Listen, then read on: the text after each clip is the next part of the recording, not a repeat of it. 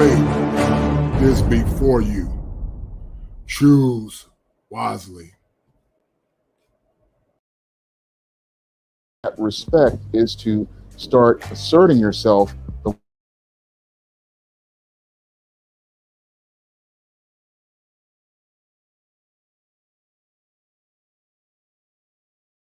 Man, people off. That's something I had to learn almost 30 years ago, and I'm glad I did learn it early on, because if you have a toxic female who does not respect your boundaries, that's not somebody you want in your life, and that's somebody you don't even want around you. So those type of people, you have no problem letting them go.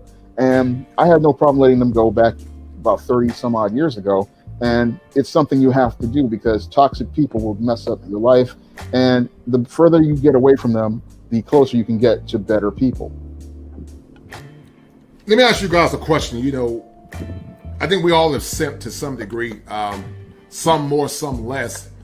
But, you know, Todd, talk about your simp moment. You know, I want you to more or less elaborate on the time when you were a simp. And I guess it was a crisis that more or less parallels, once again, Shawn's book called The Man Crisis. But I want you to more or less parallel a point in your life where you came to your point of simp grace, where you were simping as a young man, and you said, you know what, enough of this. I want you to talk about, because most men find knowledge about masculinity due to a negative impact in their life. So talk about it, Mr. Cutner, please. Yeah, so I mean, I guess where the turning point for me is when I was in a relationship, my girlfriend was cheating on me. Found out she was cheating on me. And when that happened, it made me look at the situation, what I was doing, and what mattered and what didn't matter, right? The things that you do for women in a relationship, they don't see it the way we give it, right? The things that we're doing for them, when we simp for them, they don't see it as, he likes me and all that stuff, right? They don't see it. That's not how their attraction switch is turned. It's not turned on that way, right? Right. So when men are simping, they simping thinking that's going to help them. That's going to help them get something or achieve something with women. It doesn't. Even when you're in a relationship, right? The dynamics are always shifting back and forth in a relationship. I don't care if you're married 30 years. Things start to shift back and forth, and you can go from being on top to being on bottom, right? From a certain situation. So if you're not clear what's happening, then that's what ends up happening, right? Because relationships make us grow from the back and forth that we have. And every time we go back and forth, we have to continue going back and forth. If you allow the woman to push you so far that you're going in her direction, now things start leaning over until they fall, and if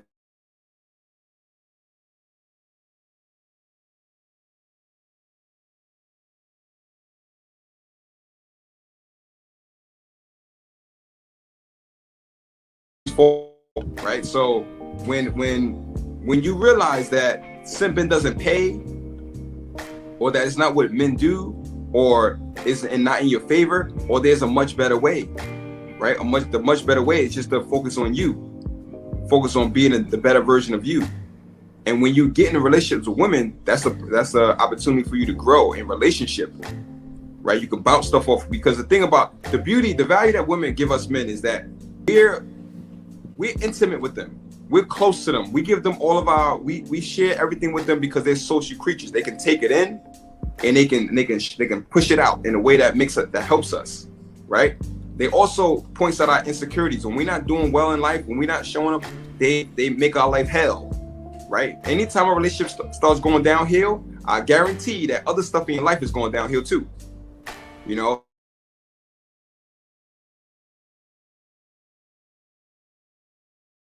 That's the reason. That's how she points it out in her way. Because our way is, hey, this is broke, fix it. We see the world problem solution, right? So we have to understand how women give us value, right? And when we're able to operate with them well, we can achieve more. Because the world is a hard place, and we want a soft place to come to. That's what women offer us, the soft place, right? That's why we attract to their soft bodies, right? If you think about all their sexual body parts, they're all soft. Yes. Right. So we need that softness. It's like we go in the world, and the world's very hard for us. Yes. We have to compete with other men in the world. We have to roll up our sleeves, get our hands dirty. We go to jobs where we could potentially die. Like literally. You know what I mean? So is a hard place. So we have to understand how to operate with women well. Learn how to operate with women well, we become better men. So there is benefit for us to understand how to operate with women in a positive way. You know, and simping isn't the way. Simping isn't the way because that's not what women don't want. Like I said again, women don't want to lead. They want leaders. And they reward leaders with their affection. So when you become a leader, you start leading your word. That's like the divine purpose, right? Yep. Men are supposed to be taking charge. When you stop taking charge, your life goes to hell. I agree. Yep. And we don't realize when we lose our job, when we lose our health, but we realize when we losing our girl, our woman, because she's very close to us, like the queen on the chessboard. You lose that queen, you feel it. You knew you made a mistake on that move, right? You lost those pawns, it wasn't that big of a deal. You know, you lost those others, it wasn't that big of a deal. But you lose that queen, you ouching. That's what makes us fix our game up in real life. We start losing that queen, women don't want us, or whatever the case is, you stop focusing on them. That's not where you focus. You don't get better at being with women. You get better at life. Being better at success. That's how you get women. Right. So that's why simping is bad. And that's when I realized, focus on me. I focus on me, I become more. I don't have to do anything. I don't have to do anything better for her. Right. I just become better. And then she comes running to me. Right. And now I can decide to invite her in or not. And you know, when you look at it from the esoteric, the man is typically a type of sun. He's the sun and she is the moon. But the sun sits and it orbits, everything orbits around the sun because the sun symbolizes power. And she is the moon because she's a reflection of the sun. But imagine if the sun stops to shine, then she no longer has a need to revolve around the sun, and she'll look for another planetary body that can give her power. Women are insular. They were made to receive life. Men were made to give life. But when you defer that power for the sake of a piece in her and not standing on principle, it makes her lose respect for you. And you see it so many times. And it's funny you said that because I used to tell my dad, I was totally different. I love my dad. He's a good man. But I said, Dad, sometime in order to be peace, there must be war. Because I would call out mom bad behavior. I said, not me. Because, you know, you couldn't be my wife doing that. And I love my mom.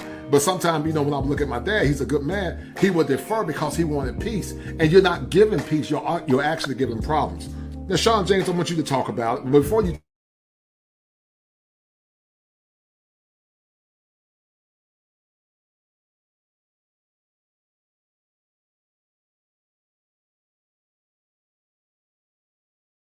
about of the American man, and we know about first wave feminism, second wave feminism, fourth wave feminism, or third and fourth wave feminism. But Shawn, I want you to talk about the demonization of the American man and why that's so negative as it relates to the warrior class.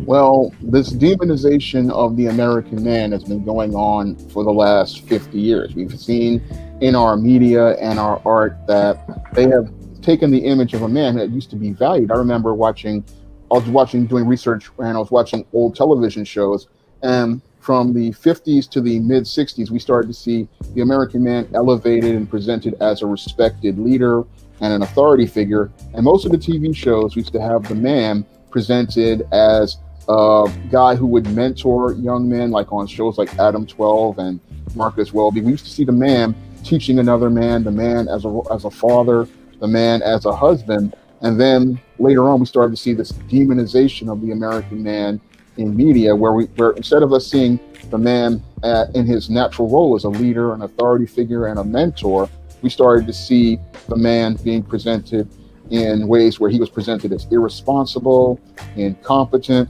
And that was all due to the rise of the feminist culture in this country, which teaches us that men are bad, men are no good. And then we started to see the rise of what I call the bumbling, stumbling dad and the incompetent man. And then we started to see later on in the 2000s, the rise of the stupid man, which is like what we're seeing with Peter Griffin's and the shows like 2.5 Men and shows like The Simpsons with Homer Simpson. So we went from seeing men as valuable people in the community and people who are supposed to be respected and revered, because the man is very important to God's order. I mean, he is the steward, the head of household, and the authority. But these days, we don't see men that way. We have now presented the man, we've demonized him. Everything he does is bad. He's considered to be stupid. He's considered to be incompetent. And the woman is always being presented as somebody who is supposed to be so smart and so superior. And that type of archetype with this demonization, it makes it where people don't see the value of what men are, what men do, and what men contribute to society. But men do contribute a lot to society. They have a valuable role in the order of the Most High living God. I mean, this is why he made him to be the head and the steward, and as you say, the son that woman revolves around on. And this is an important role, but we're not getting to see that because our mainstream media tells us that men are bad, men are no good, men are lazy, men are incompetent, men are stupid. They sit there and tell this to kids in this media. They imbibe it, they start to believe it, and they don't really see the valuable things that men do every day, and they don't see the value of men. And that leads to the men thinking that they have to go out here and they see themselves as worthless. They see themselves as having no value and being not able to contribute anything except how to please and appease women. And this is how we get all of these simps out here and these what I call beta males who live to submit and defer to the woman, and they wind up not ever finding their purpose or working towards any other goal except looking to please and appease women. So when it comes down to this demonization of the American man, it's one of the worst things I've ever seen. I mean, I remember watching movies like The Color Purple, which is just nothing more than an entire 2 hours of man bashing. Mm-hmm. And it just they had it where even little boys were seen as bad. And this type of feminist propaganda, what it does is it teaches people not to see men as important, not to see fathers as important, not to see husbands as important. And instead of boys and girls learning to see the importance of a man, they start seeing men as, from a feminist perspective, which is as a tool, somebody they can use. And that's what leads to the boys winding up in trouble, because when you don't see your value, what happens is other people start seeing you as a tool, and then you don't see yourself as anything other than that tool. You know, and I think a lot of times, Shawn, I want you to share with the audience, and Ty also, but I think a lot of times, you know, so many men fawn and more or less placate to the whims of the women that a lot of times they lose their identity. They lose their identity. You know, they start off as strong masculine men, but they were so hell bent on doing what she says that they more or less lost their identity. Now, Shawn, you and I, we're from the 90s, I'm going to think. Shawn, what year did you graduate from high school? I graduated from high school in 1992. Okay, yeah, so you and I are closer. And Ty, you're a little younger than us. But Shawn, I want you to talk about what you remember as a young teenager growing up in the 90s. I came out of high school in 90. That tells you my age. I'm an old head. Yeah. But I want you to talk about what happened when you was a young man growing up in the Bronx, New York, and what simping looked like, and why simping is so negative to the mental health of most men. And then, Ty, I want you to talk about what it looked like for you as a teenager growing up. Well, the late 80s, early 90s was like, I saw it like the golden age. Looking back at it, I saw it as the golden age of simping. Mm-hmm. Now, when I was a teenager, I always instinctively knew something was wrong with these guys, because these guys would think that they needed to have this big money, because it was a time of the crack epidemic. You had all these dope dealers running around with this big money and these big cars trying to impress these girls. And they were trying to play this big shot, but they really, when you look at the way they talk to women, it came from a very submissive place. It came from a very weak place. And these guys were always trying to use money and attachments like Mercedes Benzes and the stuff that they bought them, like the Air Jordan sneakers and the shearling coats, to impress these girls. But when these girls got in private, you started to see that they really did not respect these guys. They were with the guy because of what he could give them, but they did not really respect them, because I would be on the bus or the train and I'd be listening to them talk about these guys. They'd be laughing about these guys and laughing at them, and then talking about other guys they wanted to get with. Some of them would sit there and talk about how they wanted the Puerto Rican guy so they could have the biracial baby with the curly hair and stuff like that. And they really did not respect them as men. They just used them as tools. So as somebody who grew up in the 90s, I saw, you know, all that simping going on. And it was a golden age, as I saw it, of simping, because these guys, this was like the first generation to grow up without fathers or male figures in the home to teach them those valuable male life skills. And a lot of these guys, they thought that using money as a prop would get them in with women. And then what happened in that time was these guys became as I see it, a lot of these guys became tools. They got used by women, and they also wound up going through the criminal justice system. So they really took a major brunt of that first wave, what I call first wave of simps, because if you had a wave of feminism, you usually get a wave of simps soon after, and that's what we got from that 1990s, late 80s period. Excellent, excellent. Todd, I want you to take Shawn's commentary and more or less interface it with what you remember as a young kid growing up in Brooklyn, New York, and what simping looked like growing up in the boroughs in the 5 boroughs of New York, but more specifically Brooklyn. Well, I don't think I really paid too much attention to what was happening as far as like other dudes and like simping. I was in high school. I graduated in '99, and I went to mostly all boys school. I went to automotive, so it was mostly boys there. After high school, college, when it came to like guys and girls and dating, most of the guys were like new. Most guys were new to dating. They were new to being with girls. They weren't necessarily getting with girls in high school. So in the college days, they were new to girls. And so you seen that simping, but it was from a form of like innocence. They had a bit of an innocence when it came to women, girls. And so that's where I would see the simping. I would see the stuff that they would do regarding that. Whether it was not doing what they want to do or doing what they need to do, or doing a bad behavior, or being like super falling in love with a girl, even though she's maybe not the best type, maybe not the best one to fall in love with. It was certain things like that. Like a lot of guys, and even the guys who were getting a lot of girls were still simps in ways, right? Because they was allowing the girl, like they would think that getting girls meant that they were better men somehow, and so they would get with these girls, and you realize that, you getting the girls, but they're kind of ones who are in control. You can't even a beautiful girl can't even walk past without you trying to, so they can control your thoughts. If you always trying to go after the girls, your thoughts are always being controlled by women, by the attraction of women. When you see them, you want to talk to them all the time. How are you on your mission in life if that's what you're doing? So in ways, that's a form of simping to me too. It's like anything where you're not focusing on your mission and it's focusing on women, to me, it's simping. No doubt. You know what I mean? I know I there's like certain things that we do say and bad behavior, there's levels to it. There's levels. Right. But I think that when you're not focused on you and your goals and dreams and desires and your vision, then you instead focusing on women in any capacity, that is simping. It definitely is. So I think that I think that when we were younger, we didn't really know what our vision was. It was easy for you to fall into the trap of beautiful girls.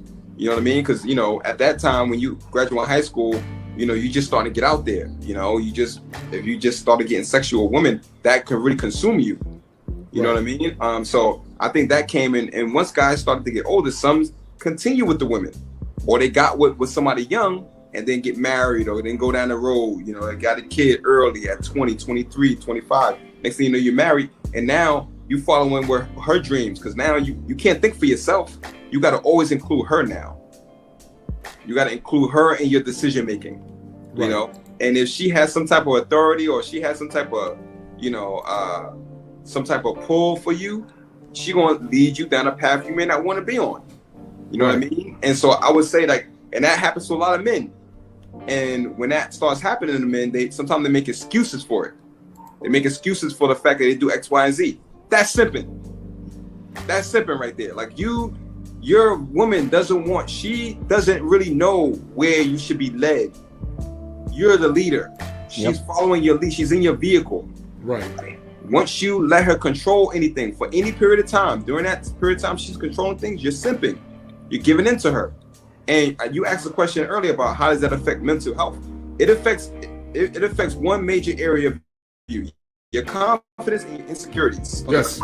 Yes, sir. Right. You know what I mean? Because when you start to allow women to do this for you, do that for you, that's when I think we mentioned before about, men trying to seek their mothers.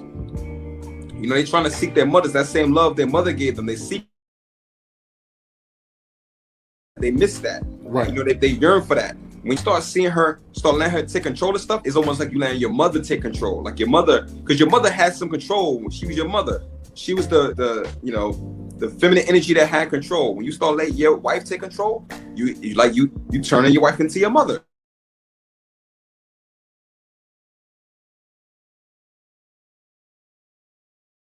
No doubt. And you can't be respected. If you're not you start letting your boundaries be taken over. And when you allow somebody to run over your boundary, you just betray yourself. Yep. You betray yourself. So now you can't honor yourself. You don't have confidence in yourself. And you feel like simping is the only way to get women now. And that's how you deteriorate into being a true simp. And you know, the antidote or the serum for anti-simping is discipline. You know, there's a scripture in theology that said that if a man lacks discipline, he will bring himself to poverty and shame. And a lot of men have brought themselves to derision because they lack the discipline to more or less stand on masculine principles. And me included sometimes. I've been, you know, sometimes off my square a little bit. You know, for the most part, you know, I'm definitely a masculine. Let's hear it. It's just, you want to throw me under the bus? Let's hear the time you were simping. Let's hear it, bro. Throw me under the bus 2 times. Think I ain't see that. Look, man, I'm the host. I'm Seven Smalls. I'm the God King. Well, first of all, before we talk about it, get your L up, man. Because you know, get your L up. Because we Leos, man. In the building, right? We're in the circle of fire, and a lot of times, you know, hyenas are like the beta males of the lion. And so I give a situation, you know, when I knew in my heart I was doing the right thing and I was treating the person right.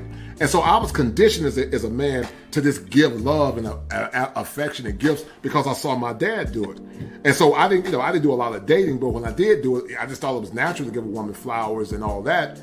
But she wasn't giving anything to me in return, you know. She wasn't investing in me. She wasn't, you know, giving to me. And see, me being the Leo male that I am, you know, I'm very giving. I love to give to the people that I love. But I realize I've gotten older. They got to earn that. If she's not taking care of me and feeding me and giving me sex,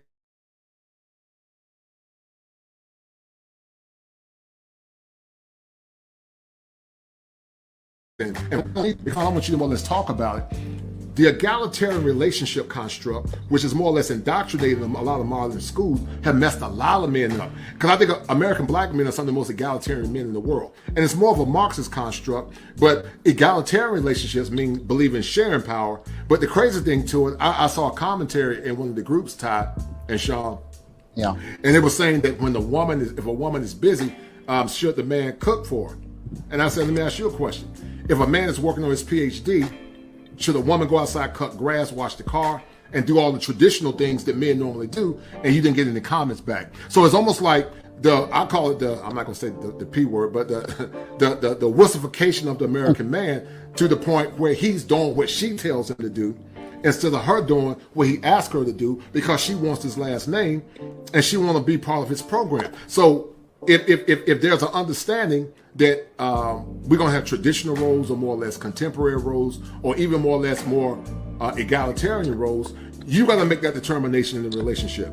So Shawn, I said a lot. I want you to more or less highlight on that. And then we're going to talk about the lack of sex in relationships and how that more or less impacts the health and the psyche of a man. So Shawn, highlight on that, please. Well, I think that whole egalitarian concept is complete miseducation. Mm-hmm. That whole concept of things being so-called equal, that comes from feminists and their ideology that men and women are supposedly the same, but that's just not the case at all. I mean, women in general want a man to take his leadership role. They want that man to provide in that role, and they want that man to be a masculine man. Meanwhile, the man wants the woman to be supportive of him. So that whole concept of a 50-50, that's a complete lie. And it's something that so many people have been miseducated on and they've practically taken it on as dogma, but it's just not possible. And nobody really wants to follow that. If you look at, they may teach this, but oftentimes people revert to nature, and that nature is to go right back to the roles that God gave men and women. And that woman wants that man who can provide her with that not only physical security with his strength, but also that emotional security in knowing that this man is going to be there and always going to look to stand up for her. And the thing that really women want is a man who's going to stand up to her, because when a man stands up to her, she knows he's going to stand up for her. So they want that man who is going to be that pillar of strength, and not just physical strength, having that strength of character as a man. And the whole concepts that they're trying to teach, oh, everything is equal because they're the same. No, men and women were never the same. God made the man and the woman completely different, and he made them different so that they could complement each other and they could work together towards the goal of doing their work on earth and being responsible steward. The man is a responsible steward over the earth, and the woman is supposed to help him. So we're not getting that, because the feminist, she wants to think this crazy idea that they're the same because they're the same species. But what she doesn't understand is that each gender is completely different, and they're different so that they could work together and be compatible with each other. And Shawn, I always tell people that if you look at it from a role perspective, men and women are equal as it relates to being sons and daughters of God, but they're not equal in role and design. Now, our roles and designs are different, but we are equal as human beings, but our roles and designs are different. And I tell people that when the master masculine intersects with the master feminine, it's an image of God on earth. Women understand they have so much power, but they don't know how to use their power because they're so busy competing with a man instead of using their feminine energy to corral him so he can help push her, so she can help push him to his greater purpose. Now, there's another thought, guys. A lot of marriages are sexless.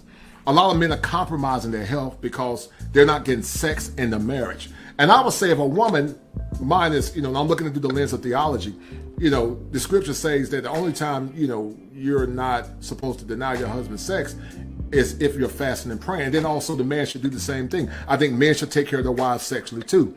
But Shawn, and also Ty, what do you think about in a situation when a man is providing, protecting, putting his life on the line, and a woman is not giving him sex? And how should he respond to that? Well, I believe they need to have a conversation about that, because sex is a part of the marriage. I mean, that is one of the things that makes it a marriage, because that's when the two become one, not only physically, but mentally and spiritually. And there's clearly a disconnect, as I see it, in the spiritual and the emotional. And that's what's leading to the man and the woman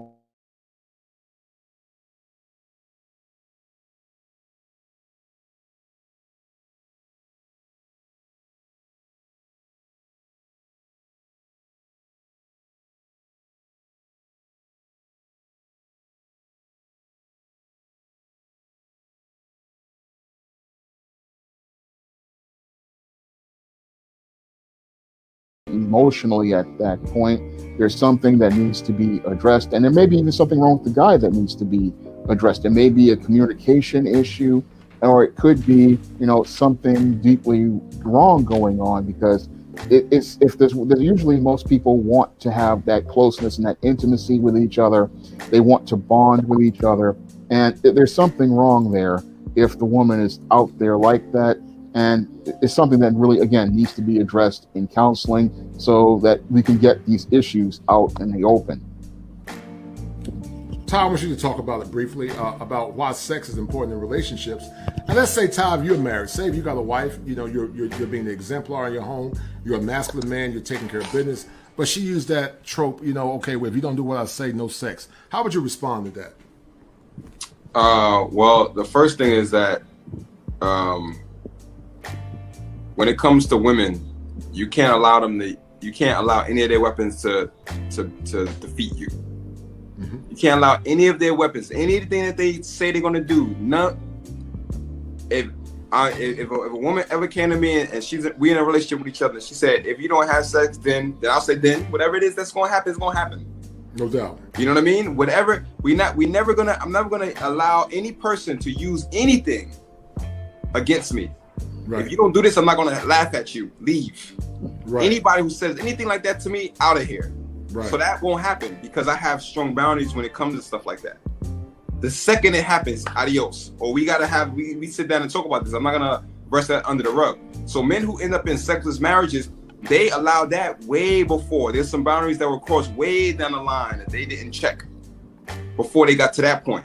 You can't allow yourself to get to that point. Now, when it comes to, your wife, let's say you got some emotional issues happening, because usually when you're in a relationship with your wife, she wants to want you. Yeah. She wants to want to have sex with you. She wants to. Sometimes she don't because of emotional things, whatever. Unless she sell it for you. See, a lot of men don't understand their wives sell it for them. We call it the alpha widow syndrome, where she sell it for a man that was a beta male provider, but the man that she really wanted, she still lusts after him. So in theory, you are correct, but there are situations where she sell it for him. She never loved him. She just saw him as a provider. But keep talking. I'm sorry. He shouldn't be a man to get settled on. Right. That's his fault. Right. Don't ever be a man that somebody can say you should be continuously rising. She settled for you today, but you still rising. So you shouldn't be a man that gets settled for. You already a beta when you do that. You already simped. You simped your way into that relationship. Right. If she settled on you, because you should see those signals early on. You should see. You know if she's doing stuff on purpose. You know if she's really giving you affection or connection. You can tell when you're having sex with her if she's really into it or not. Yeah, you can and feel that. And if she's not into it and you still allowing it, then you simping. No doubt. Right. You know what I mean? You simping. So we get ourselves in these situations. We have to, as men, we have to always see ourselves as the lead, always, because that's what we are. No one else. There's no one else leading but men. Women aren't leading. That's not the role they want to have anyway. So we have to always see ourselves as the leading person in the situation. And so anytime something happens, when there's a situation where if you want sex and you ain't getting no sex in your relationship, blame yourself. Yeah. Blame yourself for that. You know what I mean? And you fix it, or you dissolve the relationship. And that's it. That's how I feel about relationships and women. You don't allow anyone to use anything against you, because that's a boundary. That's a trust issue. That's a boundary. If you allow them to use these things, they're going to come up with new things to control you. That's one. When you say, I'm not going, you either do this or no sex, that's one hook she done put in you. Right. Next time, that's another hook. Next thing you know, all these hooks, and here's the puppeteer. Now you put it, and now you're miserable. I like that. Yes, sir. I like that. And now you want to blow up because you allow her to put all these hooks in you. Right. Because you allow you simped your way into that situation. Yes, sir. I like that. Because you're right. Every hook is power being gained to the point that you become a more or less a shallow of your former self. Now, listen, guys. There's an old saying, many men have gone to the grave, and we know that as it relates to mental health and male mental health, suicides are on the rise, especially when men lose their wives because of divorce and infidelity. Many have gone to the grave simping, and as the Bible say, a fool and his money is soon departed. I would say that a simp and his power are parted, even in death. Shawn, you and Ty, what do you guys remember times when men actually killed themselves and took their lives because their hearts were broken because they were in a relationship? I want you guys to talk about that. This is a more recent trend. I mean, back in the day, we didn't see that happening as much. I mean, there were a lot of guys when they would have a breakup, because a lot of guys had good coping skills. They would learn. Yes, you would hurt from a breakup. You would hurt from rejection. But after a week, maybe a month, you would get over it. But today's men, they don't know how to get over it because they don't know how to navigate through their emotions. They don't know how to work through these hurt feelings and this pain that they're having. And they don't know how to deal with it. So what they do is they think that the world is over because this woman doesn't want them or this job didn't work out. And that's the suicides are a direct result of this, of men not knowing how to cope and not knowing how to deal with things. I go in depth on this in the Man Crisis, and that's one of the reasons why we're seeing these suicides going up, is that these guys, they just don't know about life. They don't really know that breakups are going to happen, rejections are going to happen. If a girl isn't into you, it's not the end of the world. It's actually a very good thing. I mean, it's a blessing in disguise, because it means that you found out that this woman isn't into you, and you actually can go on with your life, and you actually have time now that you didn't have before. And time is more precious than anything in this world. Yes. Because when you have time, you can't get it back. And the time you spend with a toxic female is time out of your life you're never going to get back. And that's time you're not going to be able to focus on your goals. And a lot of these guys, they're not understanding that yes, you're going to have these setbacks. You're going to have things that don't work out, and that's just a part of life. And once those things happen, what's going to happen is once you get through them, you're going to build a stronger discipline. You're going to build a stronger resolve, and that pain you're going through right now, that's going to help you grow. But a lot of guys don't know this because nobody wants to talk to young boys and young men and tell them what's going on, because the female, she primarily lives in a world of rose-colored glasses. She lives in a world where it looks like reality, but she refuses to tell the boy about the hardship of reality. And when these boys start to experience reality and they start to grow into males who start to experience reality, what happens is they can't cope with that reality. And that's what leads to these boys committing suicide, because they're not taught at an early age that the world is going to be hard, the world is going to be rough, and there's going to be a lot of times where it's going to hurt, but you have to get through that hurt and keep moving on. You have to keep pushing and persevering. I mean, in my own life, I've had to get through being fired twice, having girls tell me they didn't like me, and I just had to learn how to build that resolve to suck it up and keep going on. Yes, there were days where I felt very miserable and I felt very down, but I had to keep pushing because that's what God would want me to do. I mean, week before I got fired, God told me to keep going, and I didn't understand what he was talking about, but I did keep persevering because I understood that he had something better for me. And guys out here have to understand that when things are bad, yes, they are bad. It was rough out here, but you have to keep persevering because you never know what's going to come at the turn of the corner. And you can't get to that next turn if you end everything at this point. Excellent. Ty, highlight what Shawn said, and we're going to be airing off in a few minutes, but I really love this, but I got to get on the road, man, to get me some chicken before I get on the road. But all right, so I try to keep it quick. We don't want to mess up your chicken day. Yeah, don't mess up my chicken day, bro. So I think when it comes to simping and suicide and everything else, I think that's one of the reasons why we as men have to be there for our brothers, even the simps. Yes. Right? Because if we say simping is ruining mental health, then chances are a lot of dudes who committed suicide were simps. Right. And they probably did that with simp. Now, I was a dude when I went through my situation with my ex, when I was going through it. Now, I was never suicidal, but I said to myself, I understand why they would do it now. I felt the way I felt, I understood why a person would. So when a guy is in a situation, that's why I tell guys right now, I'm helping guys get over pain and betrayal and all that stuff through a program with a friend of mine. Right. And I'm on a call with these guys, and I tell them, when it comes to women, right, that's the one thing that'll bring a man to his knees. I don't care how successful you are, I don't care how strong you are. Your wife ran out on you, your girlfriend ran out on you, that brings guys to their knees. It's one of the worst things. Like jobs, we can kind of get over that because we can fix that. We can get a resume, everything else. But these women, we like to fix things. Problem solution, how we see the world. Women are problems that we can't solve. And so when they break up with us and we don't know why, our brain, the thinking machine that our brain is, keeps trying to think out of the problem, and it can't. Right, it can't. It's right. impossible to think out of that problem. Say it again, Shawn. I run into that myself. We just keep thinking and thinking and thinking, and you go around in an endless loop, and it's just like it never stops. You're trying to figure it out. We use our men. That's the reason why we see the world the way we see it. We see the world as problem solution. Every tool, device, this phone, this Facebook, this screen, this solution that you're using to have the words slide over, that was once a problem, and this idea, this product was the solution. That's how we see the world. When we get in the situation with women, we want to solve that problem because when they leave us, we feel pain, sorrow, loss, sadness, right? Yeah. And we think that getting them back is going to solve that pain, sorrow, sadness, right? What I tell the guys, I tell them, you have to solve that pain, sorrow, and sadness on your own. Right. Or else you're going to allow those hooks to stay in you because that's what those are, hooks, right?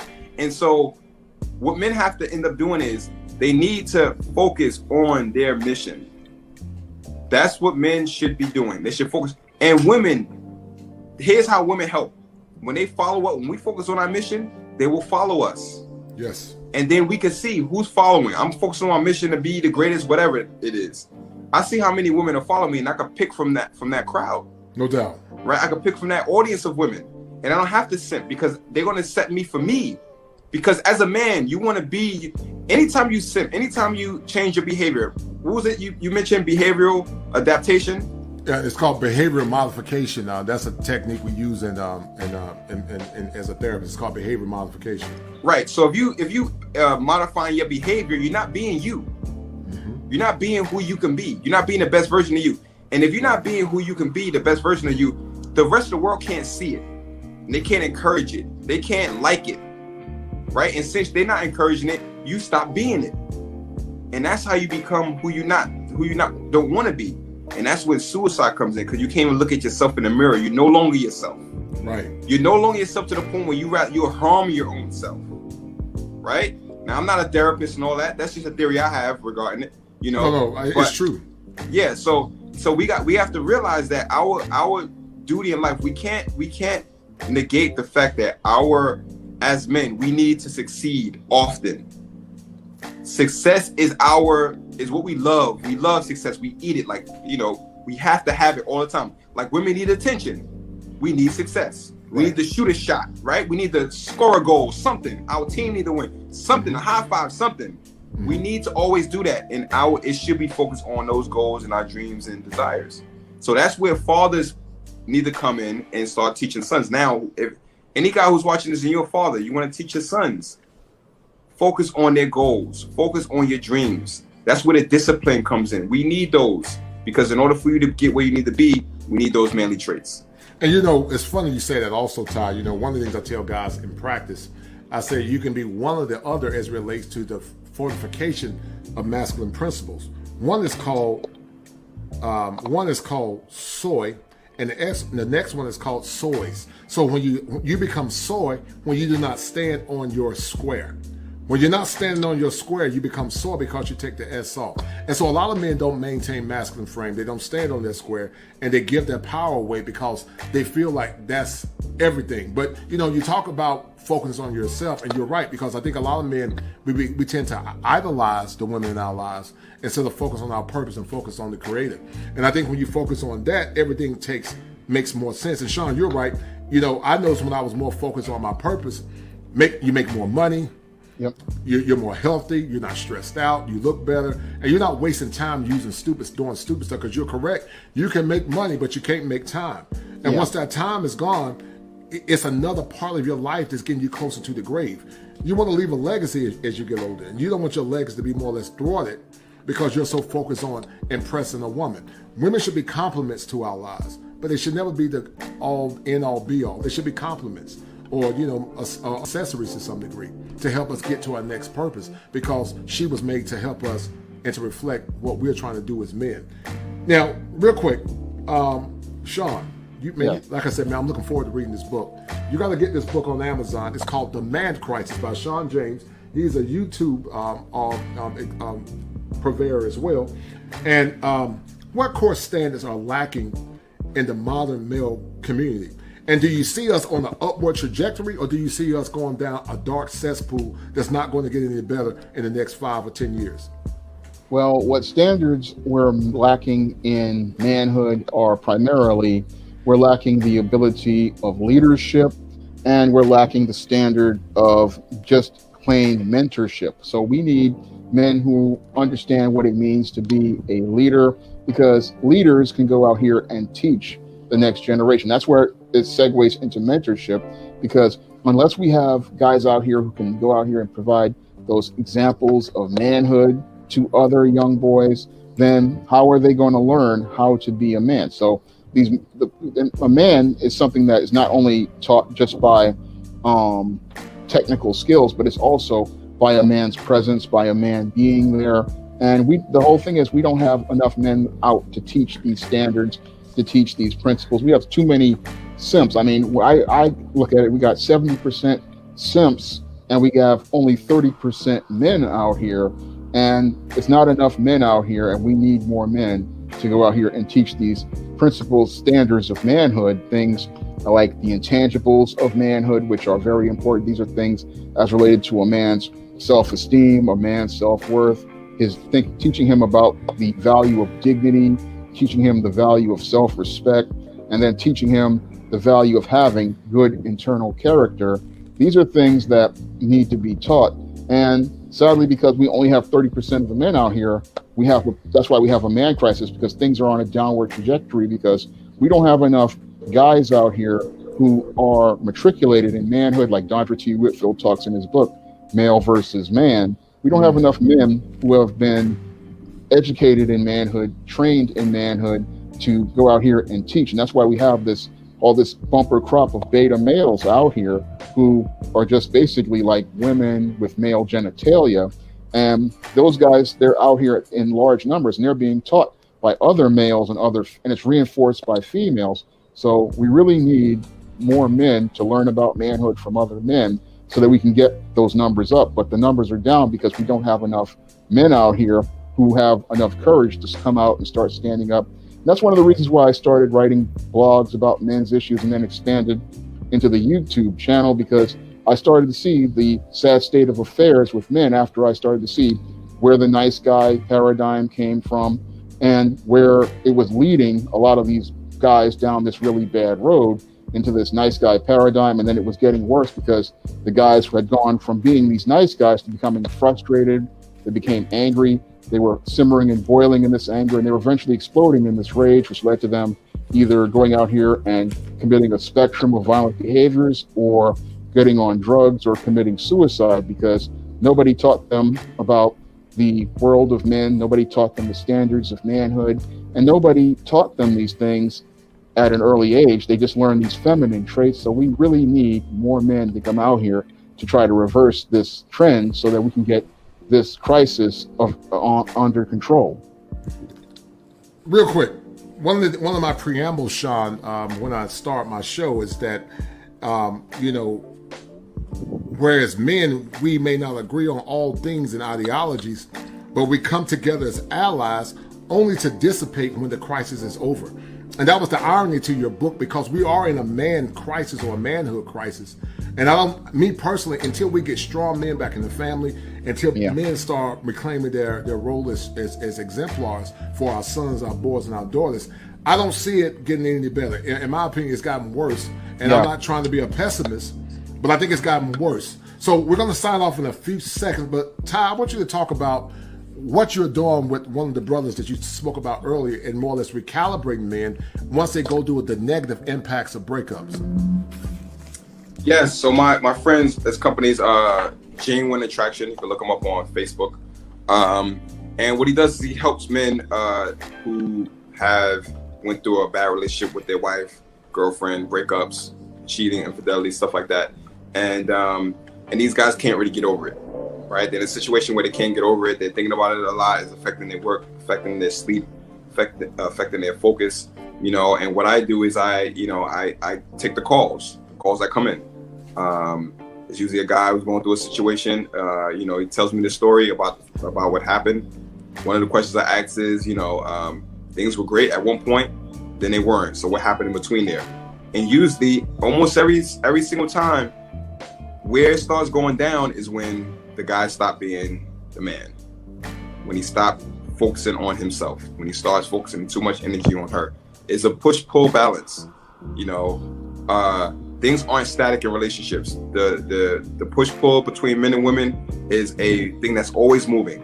So when you have the feminists coming up and saying things and removing fathers and all that stuff, and all the stuff that the negativity that's having, the push is going to come back the other way. That's why we have shows like we have it now. We're talking about these topics now because we're seeing that push is pushing too far, and